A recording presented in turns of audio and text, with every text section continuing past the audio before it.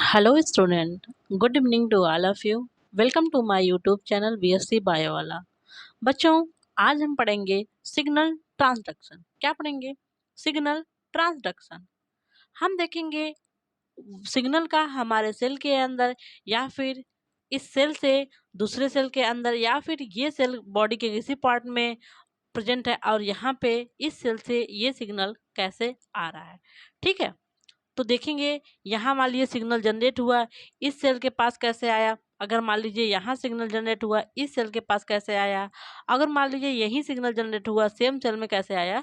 Signal transduction में हम लोग ये सब पढ़ेंगे। बच्चों देखिए, आपका जो सिग्नल ट्रांसडक्शन वाला टॉपिक है, इसमें आपको पढ़ना है सिग्नल ट्रांसडक्शन। उसके बाद आपको पढ़ना है intracellular signalling and cell surface receptor. उसके बाद आपको सेल सरफेस रिसेप्टर में आपको जी प्रोटीन लिंक्ड रिसेप्टर को पढ़ना है। ठीक, ये आपका टॉपिक है जो आपको इसमें पढ़ना है। ओके, तो बच्चों आइए हम लोग सिग्नल ट्रांसडक्शन स्टार्ट करते हैं। और इससे पहले लास्ट लेक्चर में हमने एपोप्टोसिस को डिटेल में पढ़ाया था ना। एपोप्टोसिस, एपोप्टोसिस क्या है? एपोप्टोसिस को PCD भी बोलते हैं, प्रोग्राम सेल डेथ। ये यहाँ पे मैंने आपको बताया था एपोप्टोसिस क्या है, एपोप्टोसिस किस तरीके से हो रहा है, ये सब पूरा हमने बता दिया था।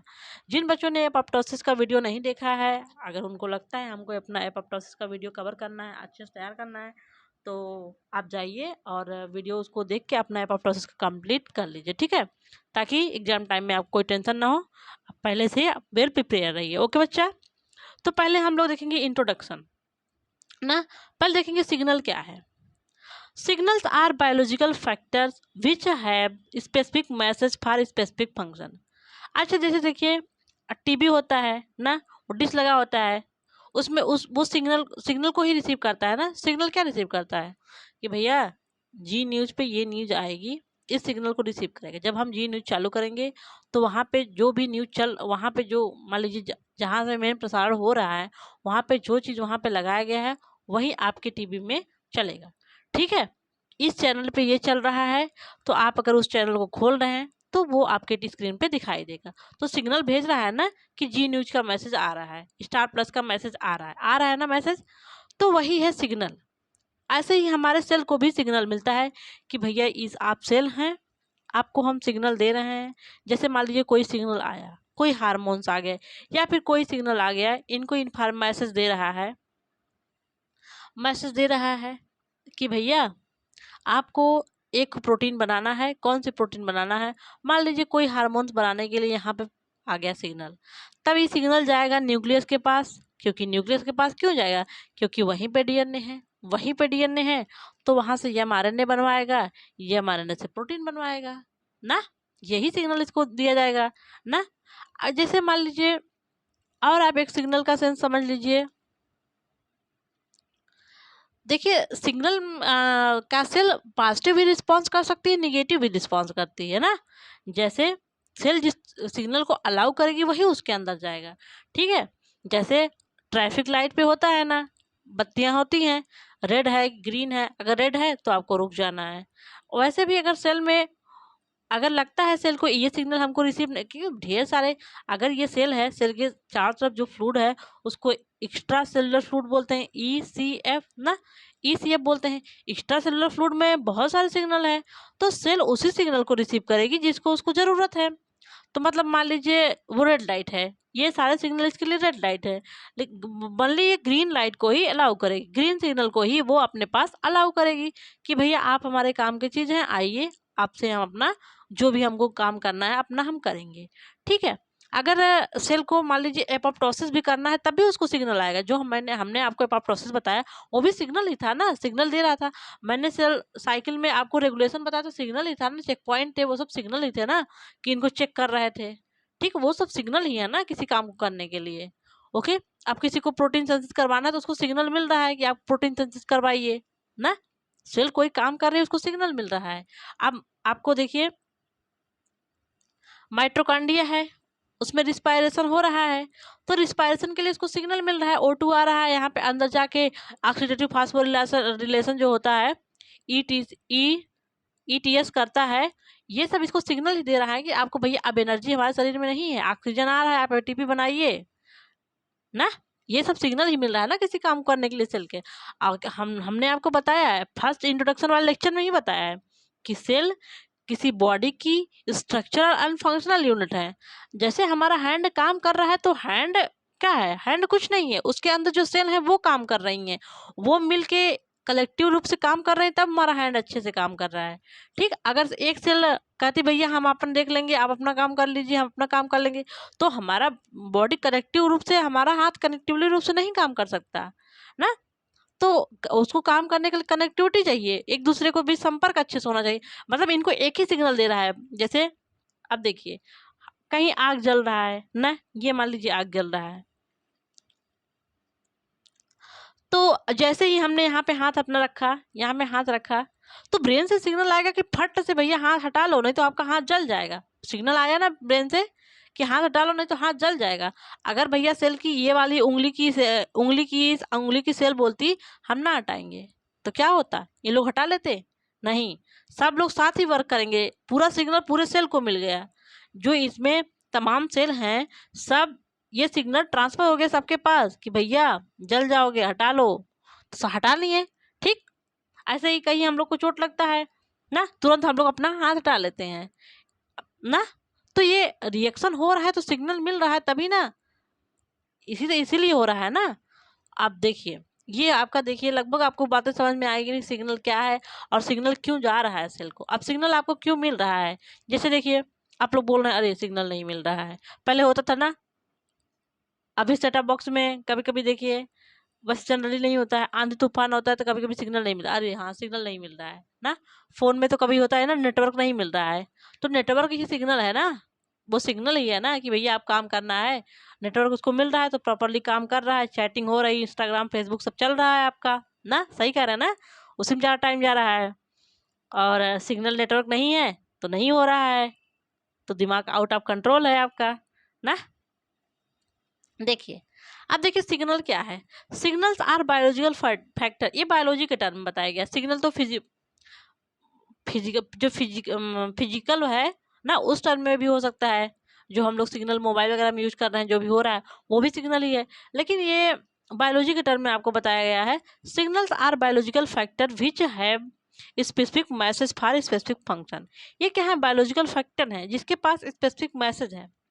जैसे हम लोग किसी को मैसेज भेजते हैं, भैया आपको फलाना काम करना है ना, जैसे हम लोग बोले गुड मॉर्निंग, ये मैसेज दिए ना इनको, तो ये भी करेगा भैया गुड मॉर्निंग, रिप्लाई देगा या फिर कुछ भी कर रहा है। तो हम लोग सेल को, जैसे मान लीजिए हम सेल को गुड मॉर्निंग करने का मैसेज दे दिए ना, गुड मॉर्निंग का मैसेज, तो सेल गुड मॉर्निंग करवाएगा ना, कैसे करवाएगा, कैसे करवाएगा बताइए गुड मॉर्निंग, जग जाएगा, पूरी बॉडी को एक्टिव करवा देगा ना, जाके भैया काम दाम करिए, पढ़िए लिखिए, गुड मॉर्निंग हो गया ना। जैसे मान लीजिए इस सेल को सिग्नल कोई आ गया ना, ये सिग्नल कोई आ रहा है, इसके पास आएगा, यहाँ पे एक रिसेप्टर होता है, अभी वो सब नहीं बताते ना, बाद में बताएंगे। सिग्नल आ रहा है, सेल को प्रोटीन सिंथेसिस करवाना है, या फिर कोई हार्मोन्स आ रहा है, इस हार्मोन को काम करना है। जैसे मान लीजिए, अब अभी तो आप लोग थोड़ा सा कंफ्यूज होंगे, इंसुलिन हार्मोन जो होता है हाइपोग्लाइसेमिक फैक्टर है, वो ब्लड में ग्लूकोज को कम करता है ना, ब्लड में ग्लूकोज कम करता है तो सेलुलर अपटेक को बढ़ाता है। तो इंसुलिन आया, तब ये क्या होगा, सेल में ग्लूकोज लेना शुरू कर देगी, क्योंकि अगर इंसुलिन का यही फंक्शन है, तो वो हाइपोग्लाइसेमिक फैक्टर है, ब्लड में ग्लूकोज कम करेगा। ब्लड में ग्लूकोज कैसे कम करेगा, या फिर वो लीवर में जाके वो वो करवा दे,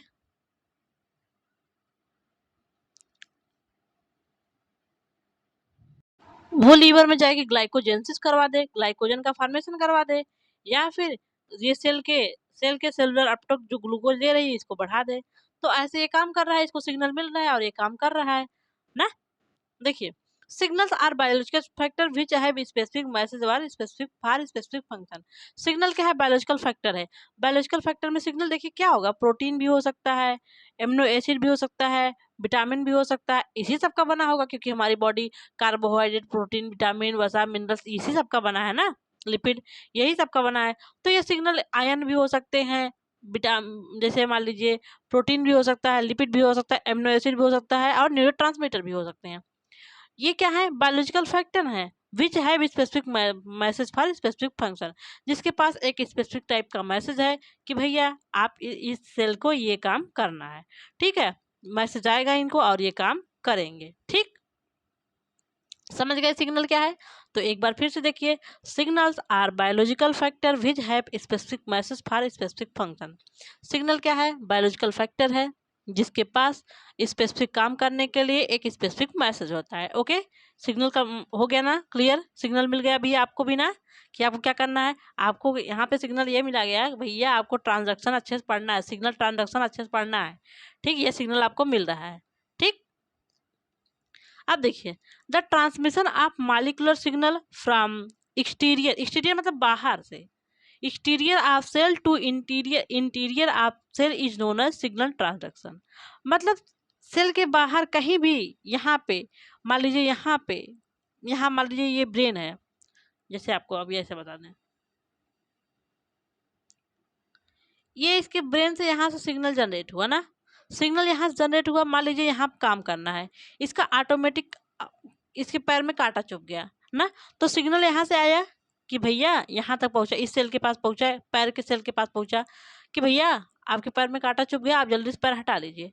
ये मैं बता रही हूँ प्रोसेस तो बहुत देरी बता रही हूँ ना, बहुत स्लो हो रहा है, लेकिन बहुत फास्ट काम होता है ना। कहीं आपको देखते हैं कुछ चुभता तुरंत से आप पैर हटा लेते हैं ना, तो यहाँ से इसको सिग्नल, या फिर यहाँ से इसके स्पाइनल कार्ड से सिग्नल जाएगा, कांटा चुभा है तुरंत पैर हटाओ, पैर हट जाएगा, तो सिग्नल आया ना, ये सिग्नल ट्रांसमिशन हुआ ना, तो बाहर से सेल के अंदर सिग्नल का ट्रांसफर होना ही सिग्नल ट्रांसडक्शन है। सेल के बाहर से सिग्नल का ट्रांसफर होना ही सिग्नल ट्रांसडक्शन है। जैसे the transmission of molecular signal from exterior of cell, exterior मतलब सेल के बाहर से, सेल के बाहर से to interior of cell is known as signal transduction. जैसे वो किसी प्रोटीन संश्लेषित कराने का इंफॉर्मेशन आ रहा है ना, ये बाहर है सिग्नल, तो ये आएगा न्यूक्लियस के पास ही ना, न्यूक्लियस के पास ही प्रोटीन सिंथेसिस की मशीनरी है ना, न्यूक्लियस में ही प्रोटीन सिंथेसिस होता है क्योंकि यहीं पर डीएनए है। सॉरी, न्यूक्लियस में प्रोटीन सिंथेसिस नहीं होता है, बता रहे हैं आपको। देखिए, इन्फॉर्मेशन आया है कि आपको ये प्रोटीन बनाना है, तब ये आएगा सिग्नल इस न्यूक्लियस में। क्यों न्यूक्लियस में आएगा? क्योंकि न्यूक्लियस में जो डीएनए है, डीएनए से यहीं पे एमआरएनए बनता है, एमआरएनए बनता है, इसको बोलते हैं ट्रांसक्रिप्शन। क्या बोलते हैं? ट्रांसक्रिप्शन। जब एमआरएनए बन जाता है तो एमआरएनए न्यूक्लियर, जो हमने आपको न्यूक्लियर पोर बताया है, उस न्यूक्लियर पोर से एमआरएनए बाहर लाके प्रोटीन बनाता है। ठीक है, तो इस सिग्नल को, जो सिग्नल बाहर था, इस सिग्नल को न्यूक्लियस के पास आना जरूरी है, तो बाहर से एक्सटीरियर से सेल के इंटीरियर में आया ना, यही है सिग्नल ट्रांजैक्शन। सिग्नल कैसे बाहर से अंदर आया डायरेक्ट, तो जैसे मैं एरो बना रही हूँ, यही तो पाथ है नहीं।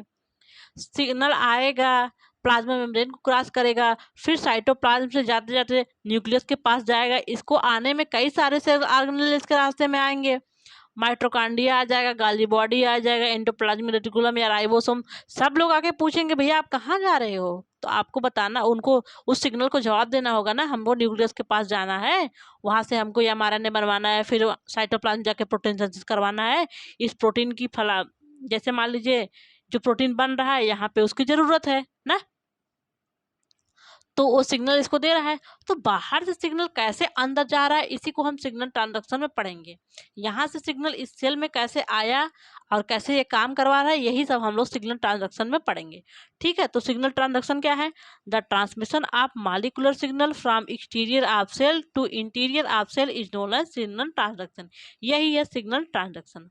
सिग्नल में भी ions, hormones, protein, signal ions भी हो सकते हैं, हार्मोन्स भी हो सकते हैं और प्रोटीन भी हो सकते हैं, और सारे जो ये न्यूरोट्रांसमीटर है, ये भी तो एक सिग्नल है, ये भी हो सकता है। अब डिफिनीशन देखिए, वैसे सिग्नल ट्रांसडक्शन का डिफिनीशन मैंने ऊपर ही बता दिया, फिर एक बार देख लीजिए। Signal transduction is a process by which an extra cellular signalling molecule activates A membrane receptor which in turn altered intercellular molecules creating a response. इस डिफिनीशन का मतलब क्या है?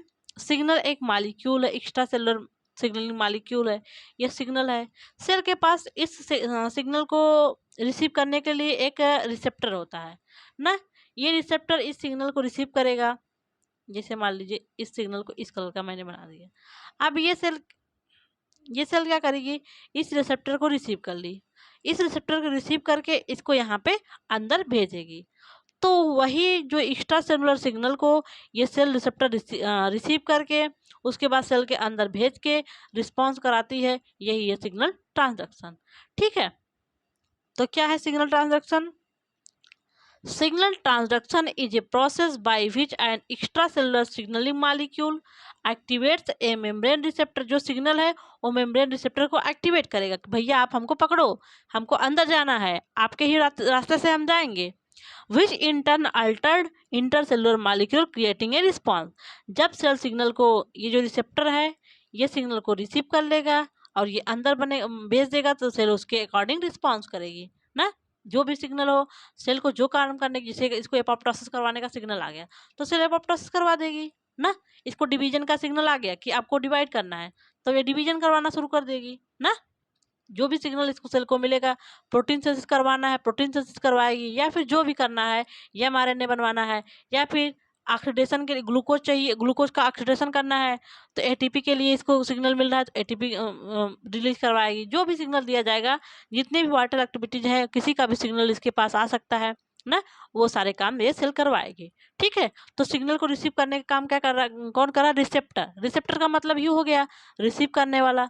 तो सिग्नल को रिसीव कर रहा है रिसेप्टर, और सिग्नल को रिसेप्टर से इफेक्टर के पास भेजा जा रहा है। ठीक है, इसी को हम लोग सिग्नल ट्रांसडक्शन कहते हैं।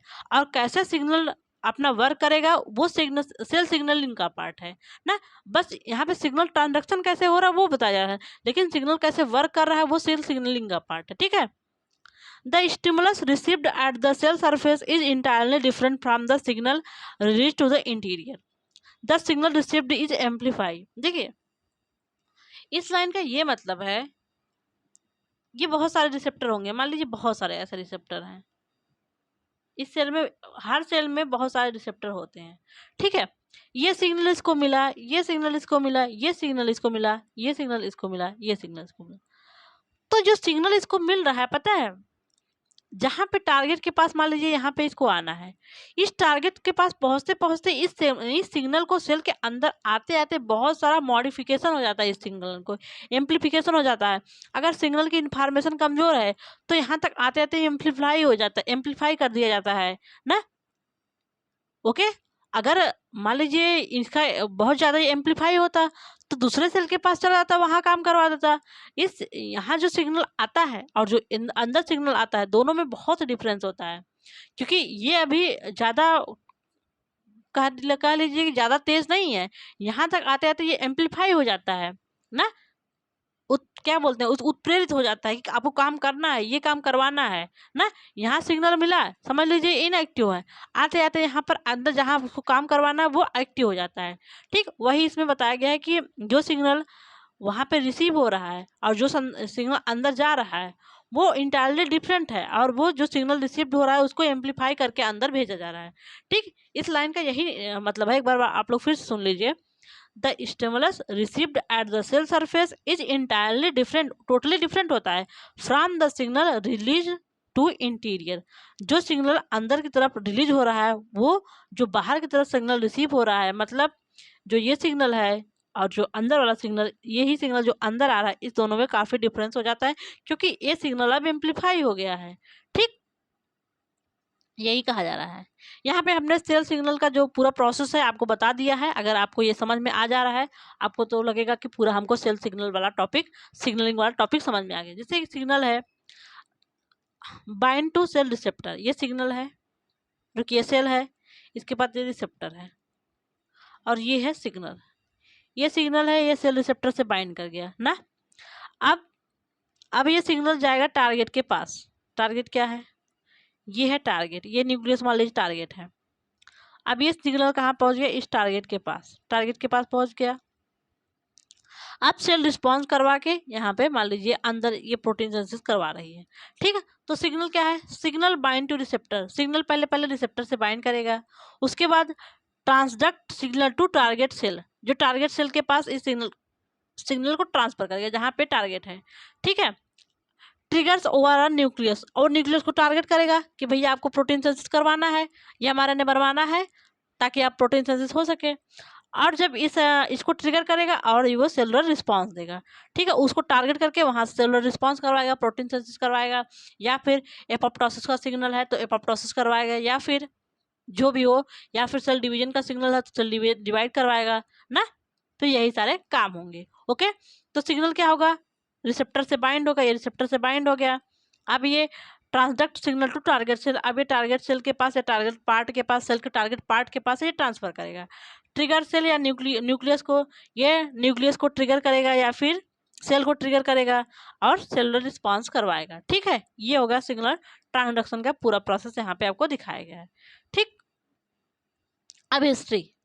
मार्टिन रॉड बेल नामक साइंटिस्ट ने सर्वप्रथम सिग्नल ट्रांसडक्शन का एग्जामिन किया। सबसे पहले सिग्नल ट्रांसडक्शन का एग्जामिन किसने किया, तो आप बताएंगे मार्टिन रॉड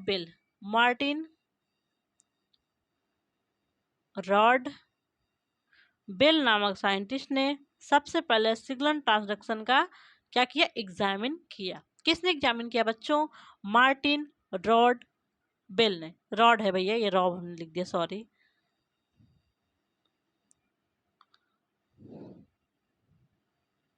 ये है रॉड।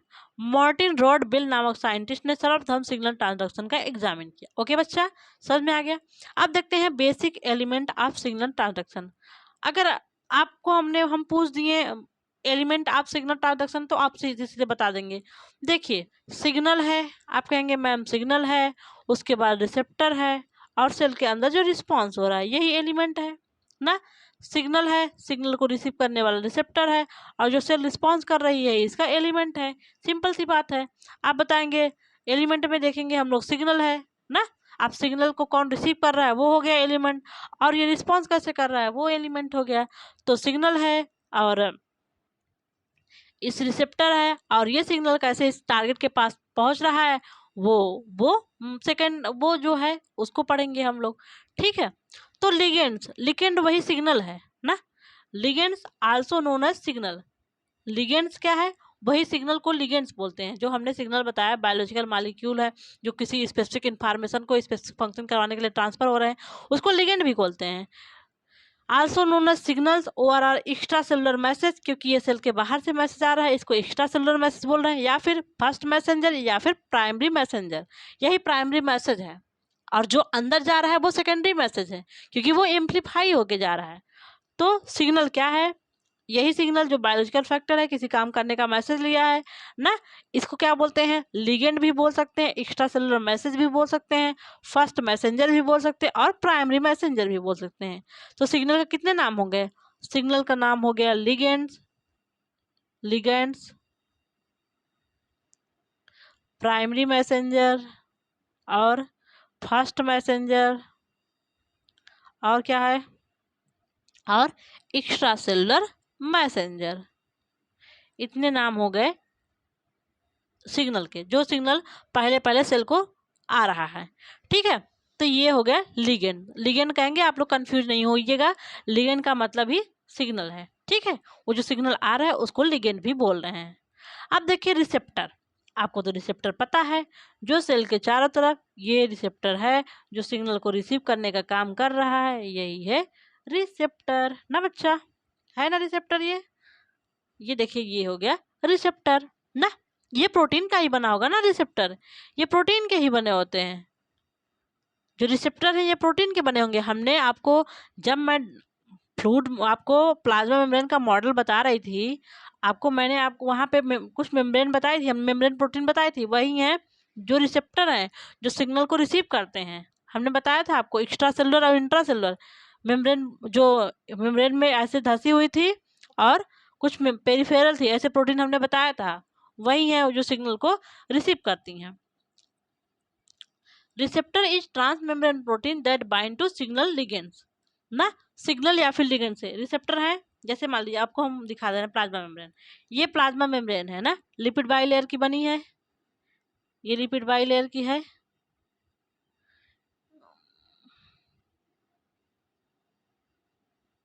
जो मैं आपको ऐसे रिसेप्टर दिखा रही हूँ ये ऐसे हैं, लेकिन ये अंदर तक फैले हुए हैं, अंदर तक फैले हैं, क्योंकि ये लिपिड बाइलेयर है, बीच बीच में ऐसे ही प्रोटीन फैली हुई है, यही रिसेप्टर है।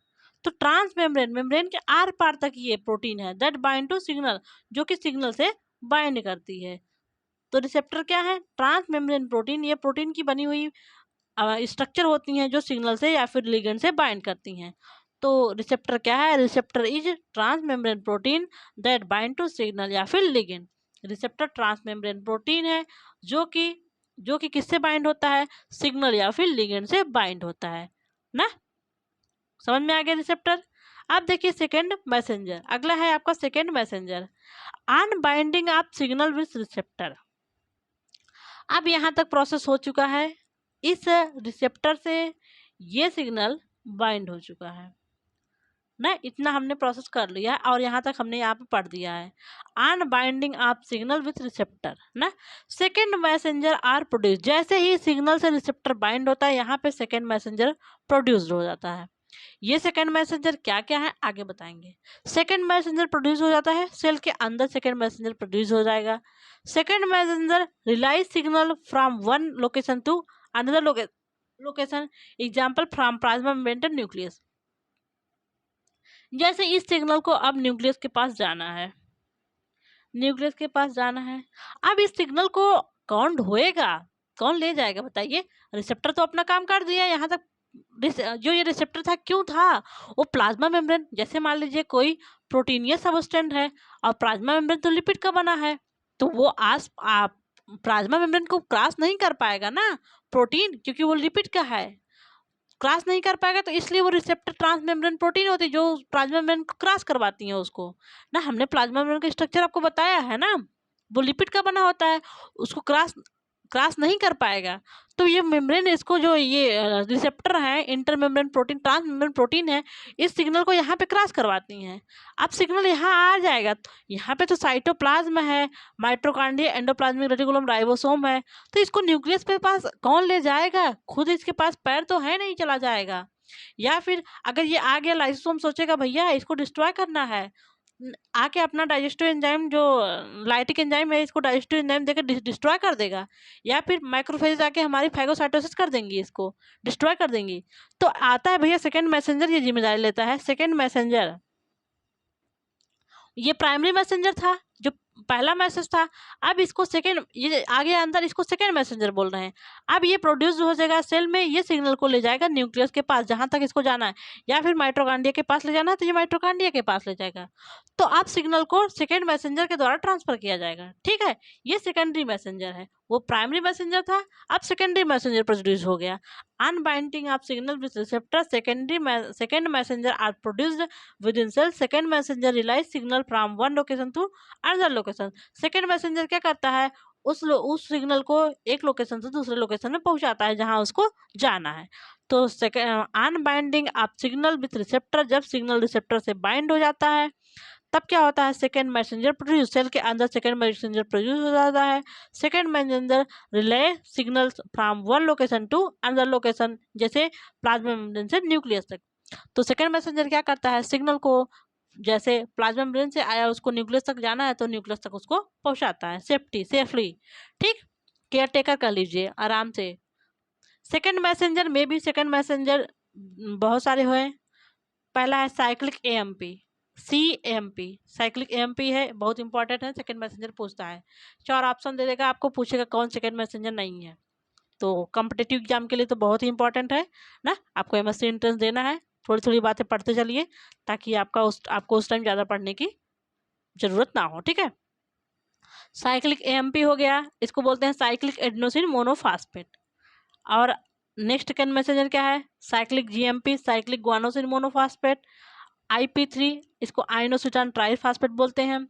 Diacyl glycerol, DAG and calcium ion, और क्या है? Calcium ion.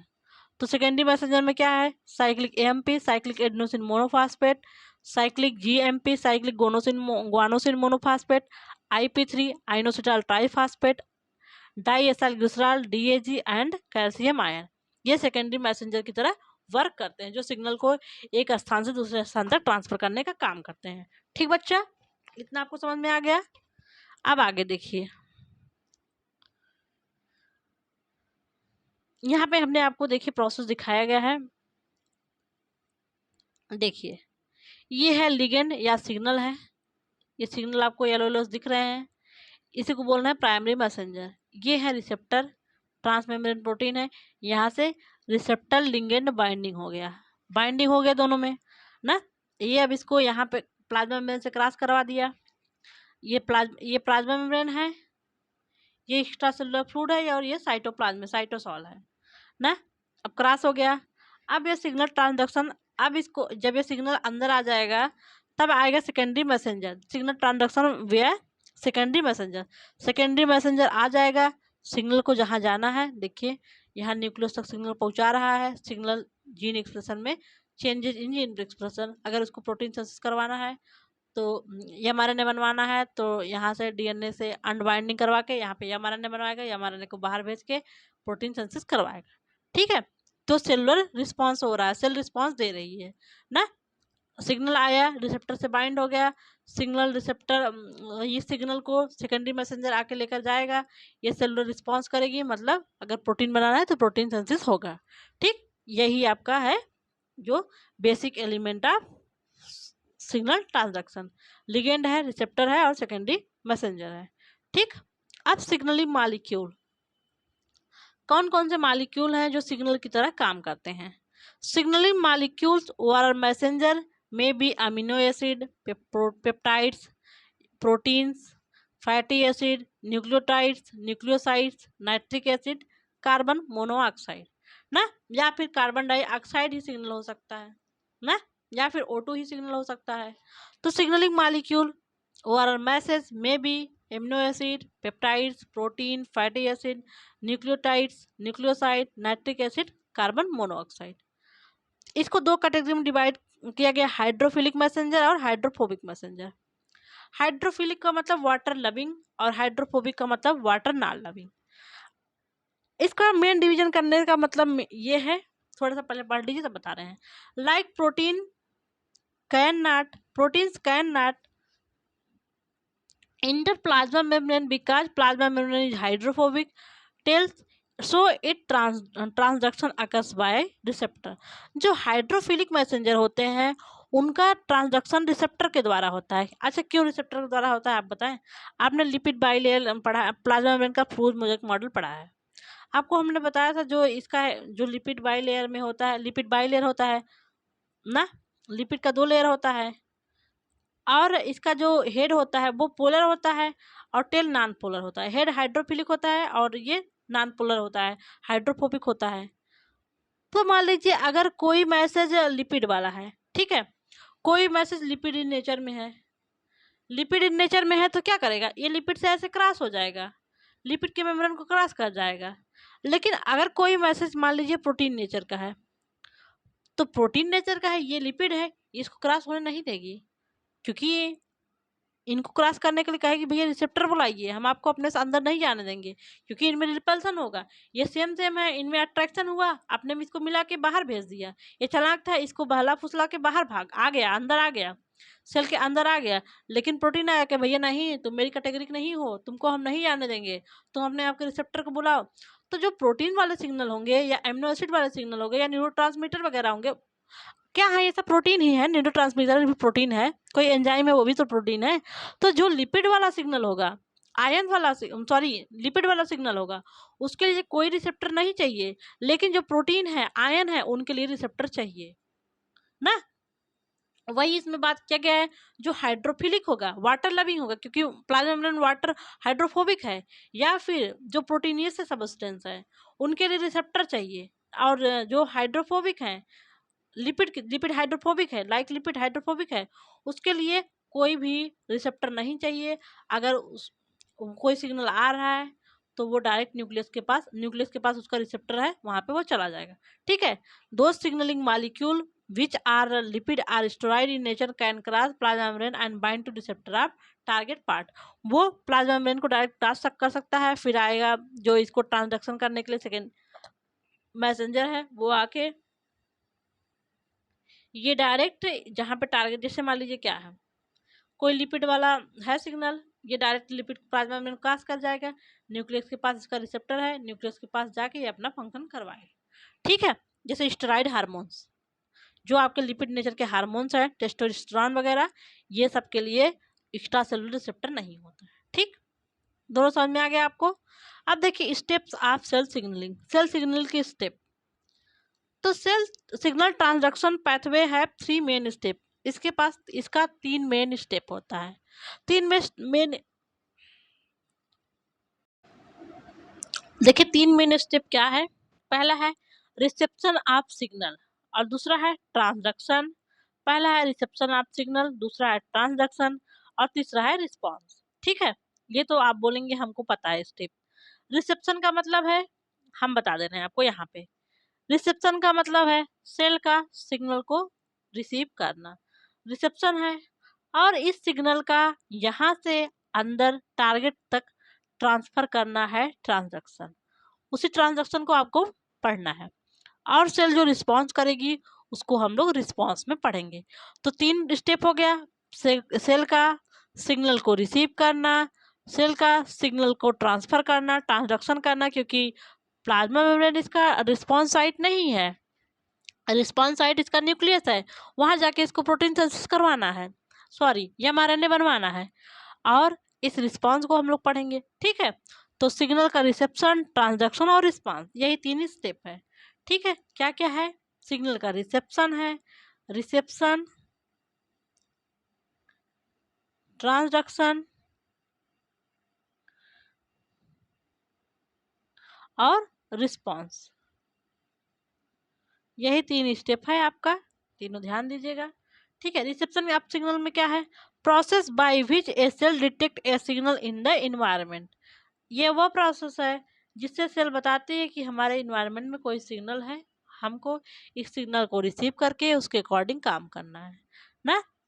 कौन इन्फॉर्मेशन भेजेगा, डीएनए इन्फॉर्मेशन भेजेगा, आपके आसपास ये सिग्नल है, इस सिग्नल को रिसीव करके यहाँ पे लेकर आइए। ठीक है, तो क्या है रिसेप्शन ऑफ सिग्नल, सिग्नल का क्या है, process by which a cell detect a signal in the environment. यह वह प्रोसेस है जिससे सेल को पता चलता है कि उसके इन्वायरमेंट में एक कोई सिग्नल है। ठीक है, और उसको रिसीव करना है। ट्रांसडक्शन क्या है, the process of activating a series of protein inside cell from the cell membrane. अब सेल मेम्ब्रेन के पास सिग्नल आ गया है, यहाँ पे सिग्नल आ गया है, आप इस सिग्नल को जहाँ पर भेजना है तो डिफरेंट सारे प्रोटीन को एक्टिव करते करते ये सिग्नल यहाँ पे आएगा, इसी को हम लोग पढ़ेंगे सिग्नल ट्रांसडक्शन। क्या पढ़ेंगे, सिग्नल ट्रांसडक्शन। और response changes in the behaviour that occurs in the cell as a result of signal. Signal के रिजल्ट से सिग्नल को प्रोटीन सिंथेसिस करवाना है या फिर सेल को एपोप्टोसिस करवाना है, तो सेल में ब्लेबिंग वगैरह हो जाएगा, डीएनए का फ्रेगमेंटेशन हो जाएगा, प्लाज्मा मेम्ब्रेन का फ्रेगमेंटेशन, न्यूक्लियस का फ्रेगमेंटेशन, ये सब हो जाएगा। अगर या फिर सेल को डिवीजन करवाना है तो सेल डोज में डिवाइड करेगी ना, तो ये सब सिग्नल जो मिलेगा सेल उसके अकॉर्डिंग अपना रिस्पॉन्स करेगी। तो 3 स्टेप थे, सिग्नल को रिसीव करना, सिग्नल को ट्रांसडक्शन करना और सिग्नल को प्रति रिस्पॉन्स करना, ये तीनों स्टेप हैं। यहाँ पे आपको फिगर में दिखाया गया है 3 स्टेजेस ऑफ सिग्नल ट्रांसडक्शन में, देखिए दिखाया गया है आपको। ये प्लाज्मा मेम्ब्रेन आपको दिखाई गई है और ये है रिसेप्टर, ये रिसेप्टर है और ये येलो कलर का सिग्नल मॉलिक्यूल है ना। ये प्लाज्मा मेम्ब्रेन है आपका, ये एक्स्ट्रासेलुलर फ्लूइड है और ये इंट्रासेलुलर फ्लूइड मतलब साइटोप्लाज्म है। ठीक है, ये बाहर का फ्लूइड है, यहाँ पे और भी सेल होंगी उसका भी प्लाज्मा मेम्ब्रेन होगा। ठीक, तो ये बाहर का फ्लूइड है ना, यहाँ भी और सेल है, तो इस बाहर के फ्लूइड में ये कोई सिग्नल है और ये सिग्नल इस रिसेप्टर से बाइंड हुआ, रिसेप्शन हो गया, सिग्नल का रिसेप्शन हो गया ना। सेल ने बताया है कि कोई सिग्नल है, आप उसको रिसीव करिए, तो वो रिसीव कर ली, रिसीव कर ली। अब देखिए ट्रांजैक्शन हो रहा है, डिफरेंट सारी प्रोटीन सिग्नल को ट्रांजैक्ट कर रही हैं। यहाँ सिग्नल इसके पास जाएगा और ये इसके पास भेजा, ये इसके पास भेजा, डिफरेंट सारी स्टेप हो रही हैं यहाँ पे। ठीक है, उसके बाद ये सिग्नल अल्टीमेटली इस एक्टिवेशन ऑफ सेलुलर रिस्पॉन्स, जहाँ पे रिस्पॉन्स करना है वहाँ पे पहुँच गया।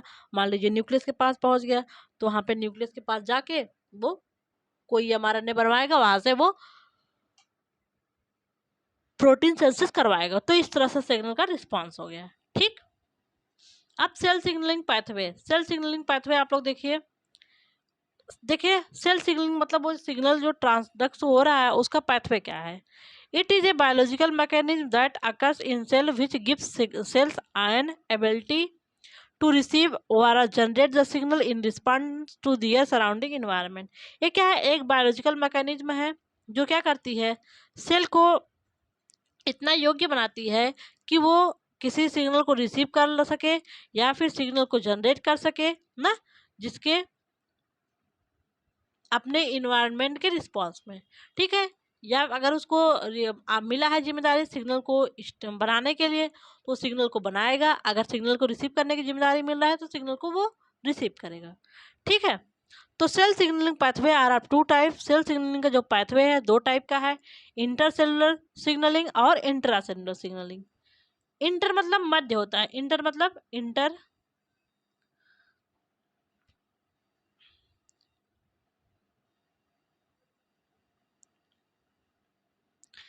इंटर मतलब होता है मध्य। दो चीज आपको कंफ्यूज करती, इंटर और इंट्रा। आज मैं आपका कंफ्यूजन दूर करने जा रही हूँ। मध्य किसके बीच होता है, दो के मध्य होता है ना, इन दोनों के मध्य ये हो गया ना। इंट्रा मतलब अंदर, इंट्रा मतलब अंदर, तो सेल के अंदर की बात हो रही है, यहाँ अंदर की बात हो रही है, यहाँ दो सेल के मध्य की बात हो रही है। कॉमन डिफरेंस समझिए, दो सेल के मध्य की बात हो रही है और दो से एक सेल के अंदर की बात हो रही है।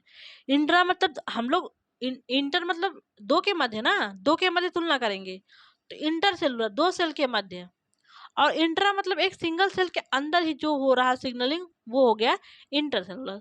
दोनों में आपको डिफरेंस समझ में आएगा। जो इंटरसेलुलर है दो सेल के मध्य सिग्नलिंग हो रहा है, इनके मध्य दो सेल के मध्य, और जो इंटरा है, इंटरा अंदर एक सेल के अंदर ही सिग्नलिंग हो रही है। तो यही है इंटरसेलुलर सिग्नलिंग और इंटरासेलुलर सिग्नलिंग। तो पहले इंटरसेलुलर सिग्नलिंग देखिए, लेकिन आपको देखिए इंटरसेलुलर सिग्नलिंग आपको नहीं पढ़ना है, आपके टॉपिक में ये पढ़ना है, लेकिन मैं इसके बाद थोड़ा सा इंफॉर्मेशन दूंगी, ठीक। Intercellular signal can travel through our out body. जो इंटरसेलुलर सिग्नल हैं वो हमारे पूरे के पूरे बॉडी में ट्रेवल करते हैं, ठीक है। जैसे यहाँ ब्रेन से सिग्नल जनरेट हुआ, उसको लेग तक आना है या फिर उसको हैंड तक आना है, ये पूरी बॉडी में ट्रेवल करते हैं, ठीक है। इंटरसेलुलर सिग्नल है जो पूरी बॉडी में ट्रेवल कर सकते हैं। This allows certain gland within body to produce signal which takes action on different types of tissue. जैसे ग्लैंड है, अब ब्रेन से एफएसएस रिलीज हो रहा है पिट्यूटरी ग्लैंड से, अब वो आएगा हमारे जो गोनेट्स हैं वहाँ पे आएगा वर्क करने के लिए। तो ये पूरी बॉडी में ट्रेवल कर रहा है, ये सिग्नल आ रहा है गोनेट पे एस्ट्रोजन बनाना है या एफएसएस आगे गोनेट पे वर्क करेगा ना, तो ये सिग्नल आ रहा है तो वहाँ पिट्यूटरी ग्लैंड से, ब्रेन में पिट्यूटरी ग्लैंड है वहाँ से प्रोड्यूस्ड हुआ और हमारे गोनेट तक आ रहा है, वहाँ पे उसको वर्क करना है, ठीक। तो ये हमारे पूरी बॉडी में ट्रेवल कर सकते हैं। जो इंटरसेलुलर सिग्नलिंग है ये कई प्रकार के होते हैं, जैसे autocrine signalling, paracrine signalling, endocrine signalling और जक्टाक्राइन सिग्नलिंग। ये देखिए इतने टाइप के हैं, लेकिन इसको आपको नहीं पढ़ना है, मैं थोड़ा सा आपको बताऊंगी। ऑटोक्राइन का मतलब जो ये सेल है वो स्वयं सिग्नल बनाएगी और स्वयं सिग्नल रिसीव करेगी ना। ऑटोक्राइन मतलब सेल्फ होता है, ये सेल्फ सिग्नल बना रही है और उसी सिग्नल को स्वयं ये रिसीव कर रही है।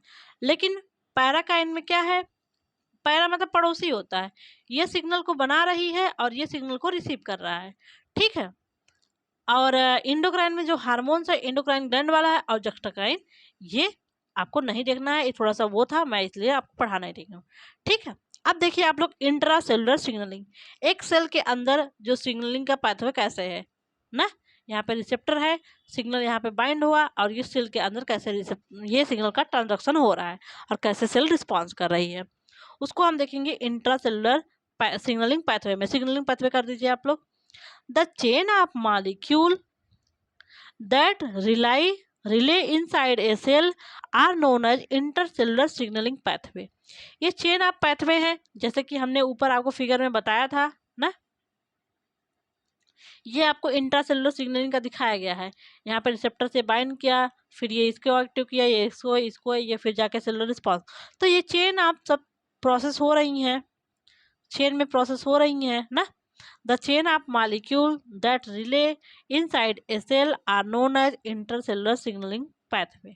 ठीक है, इंटरसेलुलर सिग्नलिंग पाथवे को कहा जाता है। When a signal bind to receptor there are many changes. अगर जब एक सिग्नल रिसेप्टर से बाइंड करता है तो सेल में ढेर सारी चेंजेस होती हैं। ठीक है, अब देखते हैं हम लोग स्टेप्स ऑफ सिग्नल ट्रांजैक्शन। जो इंट्रा सेलुलर ट्रांजैक्शन है उसके क्या क्या स्टेप हैं। पहला है synthesis of extra cellular signal molecule. पहले एक्स्ट्रा सेलुलर सिग्नल का सिंथेसिस हो गया ना। और release of signalling molecule by signalling cell. जो सिग्नल को प्रोड्यूस करेगी सेल, उस जो सिग्नल को बना रही है सेल, वो सिग्नल को रिलीज करेगी। ठीक है, वो प्रोड्यूस करेगी, रिलीज करेगी। Transport of signal to target cell. मान लीजिए ये बन रहा है और इस सिग्नल को अंदर आना है तो इसका ट्रांसपोर्ट होगा टारगेट सेल के पास, यहाँ पे ट्रांसपोर्ट होगा। ठीक है, detection of signal two receptor protein.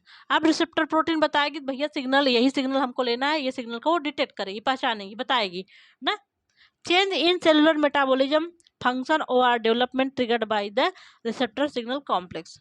अब सेल अपने मेटाबॉलिज्म में चेंज करेगी, उस सिग्नल के अकॉर्डिंग क्या करना है वो सेल डिसाइड करेगी। जैसा कि सिग्नल उसको मैसेज जैसा कि मिला है, अगर मैसेज मिला है काम करने का तो वो काम करेगी, काम करने का नहीं मिला है एपोप्टोसिस करना है या फिर प्रोटीन सिंथेसिस करवाना है या फिर सेल डिवीजन करवाना है या फिर ग्लूकोज चाहिए, मतलब एटीपी चाहिए तो ग्लूकोज का ब्रेकडाउन करवाएगी। जो भी काम करने का मैसेज मिला है सेल वो मैसेज के अनुसार काम करेगी। ठीक है, और फिर लास्ट में जब सिग्नल सेल को वो काम करवा लेगा, signal removal of signal so terminate cellular response.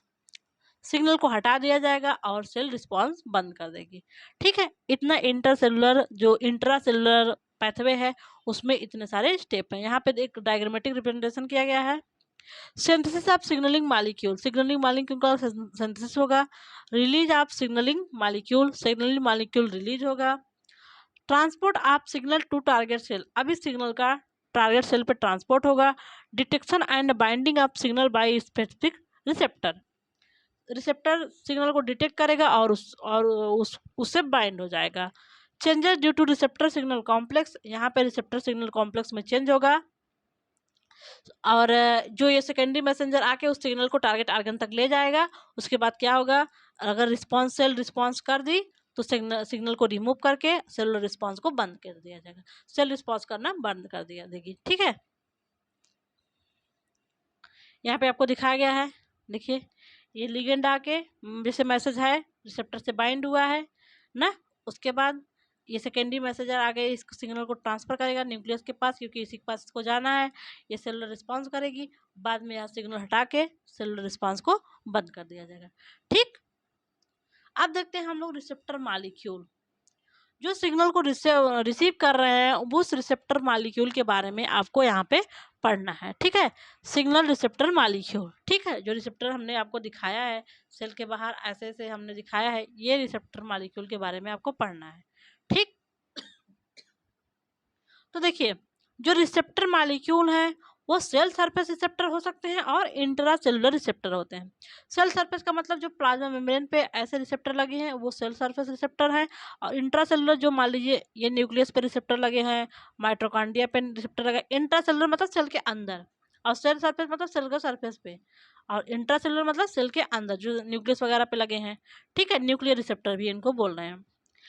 अब जो सेल सरफेस रिसेप्टर है उसमें कौन कौन हो सकते हैं, जी प्रोटीन कपल्ड रिसेप्टर, यही आपको पढ़ना है।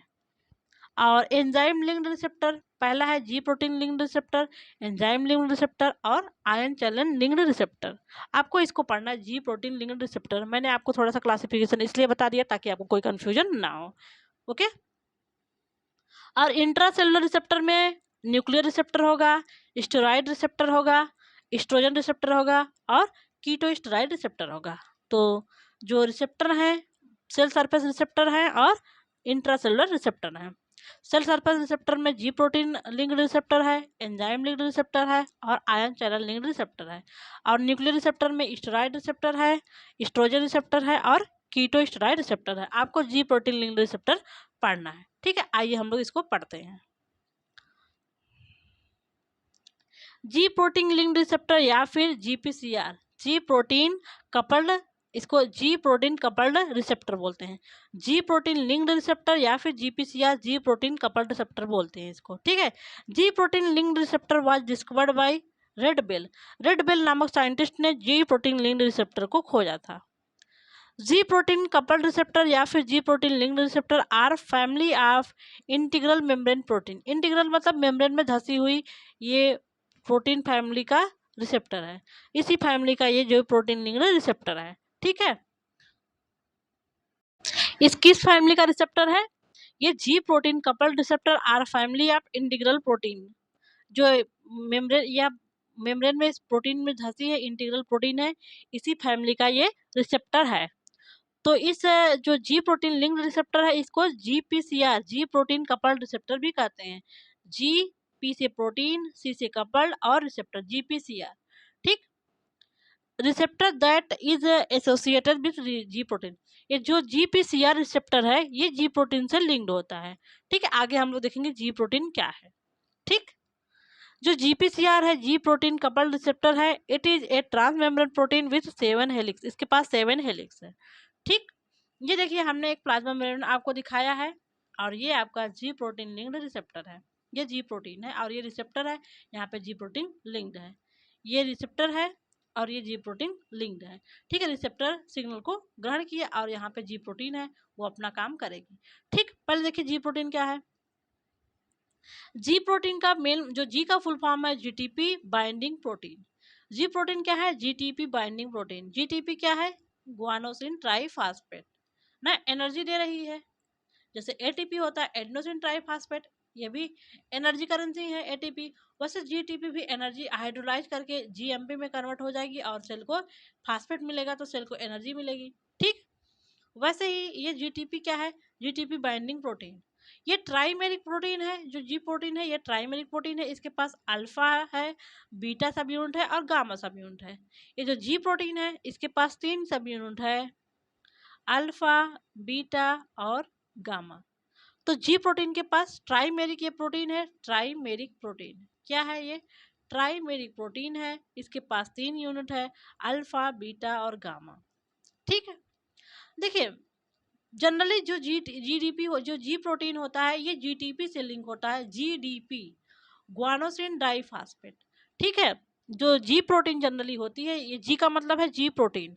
जो जी प्रोटीन है जनरली जब तक सिग्नल नहीं मिलता है तब तक ये जीडीपी से बाइंड होता है और इनएक्टिव होता है। जब इसको सिग्नल मिल जाएगा तो ये जीटीपी से बाइंड होके एक्टिव हो जाती है, ठीक है, क्योंकि अब इसका काम आ चुका है, ओके।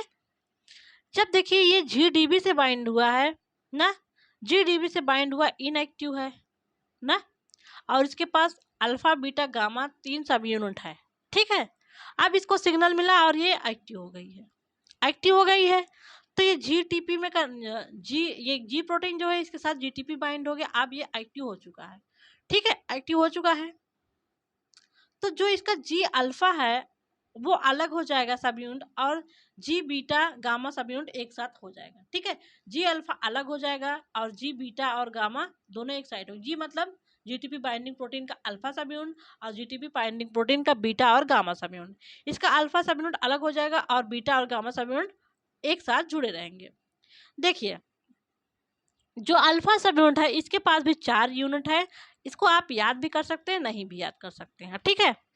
अगर याद कर लेंगे तो ज़्यादा फायदेमंद होगा, ठीक है। अभी मैं आपको शॉर्ट फॉर्म में भी इसको बताऊंगी। इसके पास जी अल्फा आई यूनिट होता है, सब यूनिट होगा, क्योंकि यूनिट तो ये है इनहिबिट एडेनिल साइक्लेज, ये एडेनिल साइक्लेज को इनहिबिट करता है। अभी एडेनिल साइक्लेज क्या करेगा ये मैं आपको बताऊंगी, ठीक है। और जो जी अल्फा यस है वो यस से स्टिमुलेट और जी से इनहिबिट, किसको इनहिबिट कर रहा है? एडेनिल साइक्लेज को। और ये किसको स्टिमुलेट कर रहा है? एडेनाइल साइक्लेज को स्टिमुलेट कर रहा है। और जी अल्फा 12-13 क्या कर रहा है? ये सेल ग्रोथ के लिए काम करता है, सेल को ग्रोथ करवाएगा। और जी अल्फा क्यू क्या करता है? एक्टिवेट फास्फोराइलेज काइनेज सी बीटा, ये फास्फोलाइपेज सी बीटा को एक्टिवेट करता है। जो क्यू है ये एक्टिवेट फास्फोलाइपेज सी बीटा को, और जो आई है वो एडेनाइल साइक्लेज को एडेनाइल साइक्लेज को इनहिबिट करता है, यस स्टिमुलेट करता है। 12/13 क्या करता है, सेल ग्रोथ करता है। और क्यों क्या करता है, इसको एक्टिवेट फास्फोलाइपेज सी बीटा है, इसको एक्टिवेट करता है। देखिए जब ये जो जी है, अगर ये एडेनिल साइक्लेज स्टिमुलेट हो जाएगा ना, तो जो जीटीपी है इसके पास वो साइक्लिक एडेनोसिन मोनोफास्फेट में कन्वर्ट हो जाएगा। ये साइक्लिक एडेनोसिन मोनोफास्फेट जो मैंने आपको सेकेंडरी मैसेंजर दिखाया था ना, वो क्या कर रहा था, सिग्नल को रिसेप्टर के पास जो उसका टारगेट है उसको पास ले जाता था। जब ये एक्टिव हो जाएगा, ये सिग्नल को वहां पे पहुंचा देगा। ठीक, समझ में आ गया बात की नहीं, क्यों ये सब हो रहा है, कैसे जी प्रोटीन वर्क कर रही है। जी प्रोटीन पहले इनएक्टिव होती है, एक बार फिर से देखिए, ये देखिए ये रिसेप्टर है और इसी से जी प्रोटीन लिंक्ड है, तो इसी को बोलना है जी प्रोटीन लिंक्ड रिसेप्टर या जी प्रोटीन कपल्ड रिसेप्टर। ठीक है, जी प्रोटीन ट्राइमेरिक प्रोटीन है, इसमें अल्फा बीटा और गामा 3 सब यूनिट है। ये जीटीपी बाइंडिंग प्रोटीन है, जी से मतलब जीटीपी बाइंडिंग प्रोटीन। पहले ये जीटीपी से जीडीपी से बाइंड होती है, जीडीपी याद करिएगा, तो इनएक्टिव होती है। जब कोई सिग्नल मिला तो उससे जीटीपी से बाइंड होकर ये एक्टिव हो जाती है। जब ये एक्टिव हो जाती है ना, जो इनएक्टिव स्टेज में इसका तीनों सब यूनिट ऐसे ही बाइंड रहते हैं। जब एक्टिव हो जाएगी, दो सब यूनिट एक में, एक सब यूनिट अलग, बीटा और गामा एक साथ, अल्फा अलग हो जाता है, भैया हम अलग रहेंगे। ठीक, और देखिए अब जो अल्फा है इसके भी 4 सब यूनिट है, आई जी अल्फा आई इनहिबिट एडेनिल साइक्लेज, जी अल्फा एस स्टिमुलेट एडेनिल साइक्लेज, और जी अल्फा 12/13 ये सेल ग्रोथ के लिए, और G alpha q activate phospholipase beta C beta. तो जी अल्फा एस जब स्टिमुलेट होता है, ये एटीपी को साइक्लिक एडेनोसिन मोनोफास्फेट में कन्वर्ट करता है, यही है सेकेंड मैसेंजर, और ये जाके टारगेट ऑर्गन तक इस मैसेज को पहुंचा देता है और मेटाबॉलिक पाथवे परफॉर्म होता है। ठीक, अब इसको आप लोग वर्ड फॉर्म में देख लीजिए। ठीक है, अब थियरी वाला पोर्शन देखिए। देखिए कोई सिग्नल मान लीजिए आया, जैसे कि hormone signal, that is hormones are transport through the blood circulation, ये ब्लड सर्कुलेशन के माध्यम पे से सेल जहाँ पे काम करना है, ये ब्लड सर्कुलेशन के माध्यम से आ रहा है, और यहीं पे सेल है ना, ये ब्लड कैपिलरीज में है, यहाँ पे सेल है, इस रिसेप्टर पे इसको काम करना है, इसके पास रिसेप्टर होगा और इस सिग्नल को ये रिसीव कर लेगा। इस सिग्नल को मान लीजिए ये रिसीव करेगा ना, रिसीव किया, receive the signal over hormone, अब रिसीव कर लिया है, हार्मोन को रिसीव कर चुका है, तो क्या होगा, पहले यहाँ फिर से देखिए, signal that is hormones are transported through the blood circulation, cell surface receptor आप target cell receive the signal over hormone, result hormone receptor complex. Hormones और रिसेप्टर यहाँ पे यही कॉम्प्लेक्स बनेगा ना, ये हार्मोन मान लीजिए, अगर ये हार्मोन है, ये हार्मोन रिसेप्टर कॉम्प्लेक्स यहाँ तक बन चुका है। ठीक है, हार्मोन रिसेप्टर कॉम्प्लेक्स बन गया है, विच स्टिमुलेट्स ट्राइमेरिक जी प्रोटीन, अब रिसेप्टर कॉम्प्लेक्स बन गया है, ट्राइमेरिक जो जी प्रोटीन है वो जीडीपी से बाइंड है ना, अभी जीडीपी से बाइंड हो, ये एक्टिव होके जीटीपी से बाइंड करेगी ना, जीटीपी से बाइंड करेगी, तब वही गामा और बीटा और गामा एक साथ, अल्फा अलग हो जाएगी, अल्फा एडेनिल साइक्लेज को स्टिमुलेट करेगी, एडेनिल साइक्लेज क्या करेगा, जो जीटीपी है ना, उसको उसको एडेनिल साइक्लेज क्या कर रहा था, देखिए सॉरी, एटीपी को ये एडेनिन साइक्लिन मोनोफास्फेट में सेकेंडरी मैसेंजर में कन्वर्ट करता है। एटीपी वही सेल के अंदर मिल जाएगी ना, क्योंकि माइटोकॉन्ड्रिया में एटीपी का फॉर्मेशन हो रहा है, वहां से उसको एटीपी मिल जाएगा। ठीक, तो देखिए अब जी प्रोटीन एक्टिवेट हो गई, जो अल्फा सब यूनिट है ट्राइमेरिक जी प्रोटीन की अटैच विथ एडेनिल साइक्लेज ना, एडेनिल साइक्लेज से अटैच, यहाँ पे पूरी बातें नहीं बताई गई है, आपको शॉर्ट फॉर्म में लिखा गया। ठीक है, now adenyl cyclase activate convert ATP into cyclic AMP. अब एडेनिल साइक्लेज क्या किया, जो जी अल्फा एस है वो एडेनिल साइक्लेज को एक्टिवेट किया, एडेनिल साइक्लेज क्या किया, एटीपी को सीएमपी में कन्वर्ट हो गया, सीएमपी में कन्वर्ट हो जाएगा तो अब ये सेकेंडरी मैसेंजर हो गया सीएमपी। अब क्या करेगा, इस सिग्नल को टारगेट ऑर्गन के पास, अगर न्यूक्लियस के पास ले जाना है, वही उसका टारगेट पार्ट है, तो उसके पास पहुंचा देगा। ऊपर मैंने बताया था कि सिग्नल को ट्रांसफर करने के लिए सेकेंडरी मैसेंजर बनता है। ठीक, अब देखिए यहाँ पे आपको फिगर अंपायर थियरी देख लीजिए। अब क्या होगा, जो ये एटीपी से CAMP बन रहा है, ये मैग्नीशियम आयन के प्रेजेंस में बन रहा है, Mg2+ के, किसके प्रेजेंस में, जो ये एटीपी से CAMP बन रहा है, ये Mg2+ आयन के प्रेजेंस में बन रहा है। ठीक, तो क्या हुआ, in presence of Mg2+ ion cyclic AMP act as second messenger. Cyclic AMP cyclic adenosine monophosphate second messenger है ही, मैंने पहला ही बताया था आपको।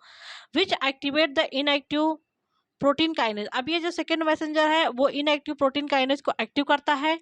प्रोटीन काइनेज, काइनेज है एनर्जी वाला है ना काइनेज, अब ये काम करेगा। Active protein kinase convert inactive phosphorylase kinase into active phosphorylase kinase. जो एक्टिव प्रोटीन काइनेज था वो अब इनएक्टिव फास्फोरिलेज काइनेज को एक्टिव फास्फोराइलेज काइनेज में, फास्फोराइलेशन होगा मतलब प्रोटीन सिंथेसिस होगा। जब एक्टिव फास्फोराइलेज काइनेज बन जाएगा तब यही प्रोटीन सिंथेसिस करवाएगा और डिफरेंट सेलुलर रिस्पांस को परफॉर्म करेगा। ठीक, आइए देखिए यहाँ पे, ये देखिए ब्लड सर्कुलेशन के माध्यम से यहीं पे हार्मोन है और यहीं पे सेल भी है ना। सेल तो भैया हर जगह सेल है। अब इसका ये रिसेप्टर है, मान लीजिए, सॉरी यहाँ पे रिसेप्टर है। इसको रिसेप्टर को, और कौन सा रिसेप्टर है, जी प्रोटीन लिंक्ड रिसेप्टर है। इसी रिसेप्टर के पास जी प्रोटीन भी बाइंड है ना, ये रिसेप्टर है इसी पर जी प्रोटीन बाइंड है। और जी प्रोटीन की ये तीनों सब यूनिट है, अल्फा बीटा गामा, ये तीनों सब यूनिट है ना। ये हार्मोन सिग्नल है, ये प्राइमरी मैसेंजर है। अब ये रिसेप्टर को, इसको ये हो गया, ये रिसेप्टर और सिग्नल कॉम्प्लेक्स बन गया। सेल सरफेस रिसेप्टर ये है और जी प्राइमरी जी प्रोटीन है। ठीक है, अब क्या होगा, बीटा गामा अलग और अल्फा अलग ना। अल्फा क्या करेगी, मैग्नीशियम आयन की उपस्थिति में जो एडेनिन साइक्लेज एक्टिवेट करेगी ना, एडेनिन साइक्लेज को, एडेनिन साइक्लेज क्या करेगा, ATP को साइक्लिक AMP जो कि सेकेंड मैसेंजर है इसको एक्टिवेट कर दिया। इसका काम तो हो गया ना। अब आगे ये साइक्लिक AMP अपना काम करता जाएगा जो कि कास्केड मैनर में वर्क होगा, एक दूसरे को ये एक्टिवेट करेंगे ना। मैंने दिखाया था ढेर सारे ऐसे, ये रिसेप्टर मैंने आपको स्टेप में दिखाया था ना, ऐसे ऐसे काम कर रहे थे ट्रांजैक्शन में। अब वही होगा उस ट्रांजैक्शन में, देखिए इनएक्टिव प्रोटीन काइनेज को एक्टिव प्रोटीन काइनेज में कन्वर्ट किया जाएगा ना। इनएक्टिव था, इसको जो सेकेंडरी मैसेंजर है उसको एक्टिव प्रोटीन काइनेज में कन्वर्ट करेगा।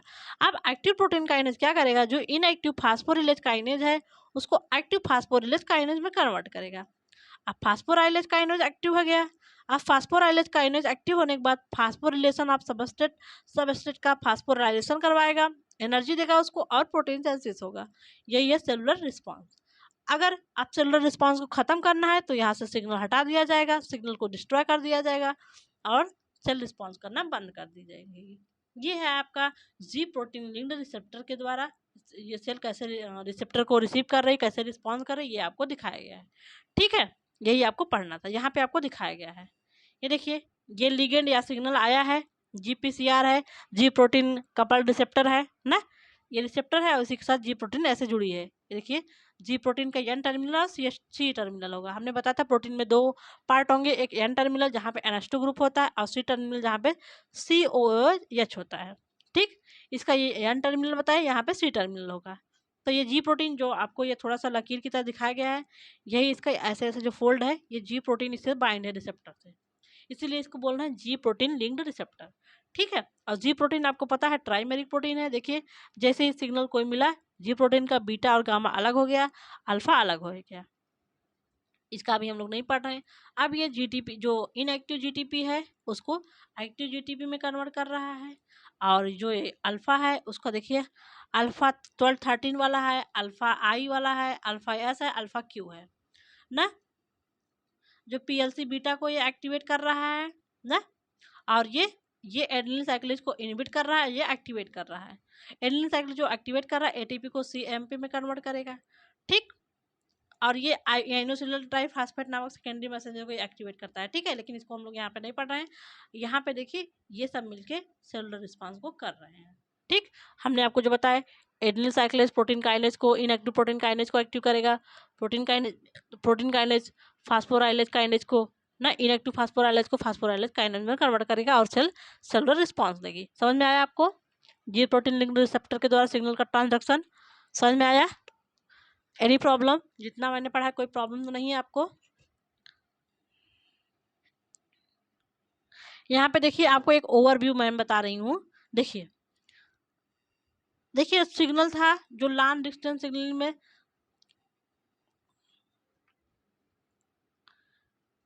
इसको आप थोड़ा सा मेंशन मत करिए, ठीक है। जैसे मान लीजिए सेल सिग्नल के पास, सिग्नल किसी सेल के रिसेप्टर पे आ चुका है, ठीक है। अब 3 स्टेज में सिग्नल का हो रहा है। पहले रिसेप्शन हो रहा है, सिग्नल को रिसीव किया जा रहा है, लिगेंड को रिसीव कर रहा है, रिसेप्टर द्वारा हो रहा है। अब रिसीव करने के लिए हमने आपको रिसेप्टर बताया था, जी प्रोटीन कपल्ड रिसेप्टर है, रिसेप्टर टायरोसिन काइनेज और आयन चैनल रिसेप्टर है। मैंने विभिन्न टाइप के रिसेप्टर आपको बताया था। अब रिसेप्टर रिसीव कर चुका है, अब ट्रांसडक्शन होगा। मल्टी स्टेप पाथवे है जिसमें फास्फोराइलेशन होगा काइनेज के बारे में, काइनेज के द्वारा, और सेकेंडरी मैसेज साइक्लिक एएमपी और कैल्शियम आयन या IP3 इनके द्वारा होगा, ठीक है। ट्रांजैक्शन हुआ, अब जाके सेलुलर रिस्पांस होगा। यही आपको मेन पढ़ना था, सेल सिग्नलिंग वाले सेलुलर ट्रांजैक्शन में ये पढ़ना था, और पूरा ये सेल सिग्नलिंग का पार्ट था, ठीक, ओके। यही आपको पढ़ना था, that's all about cell signalling. और हाँ, किसी किसी आप देखेंगे अभी आपका जे और के कोई पाथवे है वो बाकी है, किसी किसी सिलेबस में दिया है, उसको नेक्स्ट लेक्चर में कंप्लीट कर देंगे। आपका जो सेल सिग्नलिंग का पाथवे है, signal transduction, intracellular signalling and cell surface receptor via G protein receptor, ये आपका फिनिश होता है, ओके। आप लेक्चर को फिर से एक बार रिवाइज कर लीजिएगा, आपका अच्छे से ये टॉपिक तैयार हो जाएगा, ताकि आपको अगर दोबारा से पढ़ना ना पड़े इसको, ओके। बस एग्जाम में एक बार रिवाइज करके एग्जाम देना हो, ओके बच्चा। Thank you so much. आपका लेक्चर थोड़ा लंबा हो गया है और ये टॉपिक थोड़ा अच्छा था, ठीक है, इसको पढ़ लीजिएगा, okay. Thank you so much, मिलते हैं नेक्स्ट लेक्चर में। और हाँ, जिन बच्चों ने एपोप्टोसिस और ये लास्ट क्लासेस नहीं देखी हैं, प्लीज़ जाइए उस क्लासेस को अपना कंप्लीट कर लीजिए, okay. Thank you so much.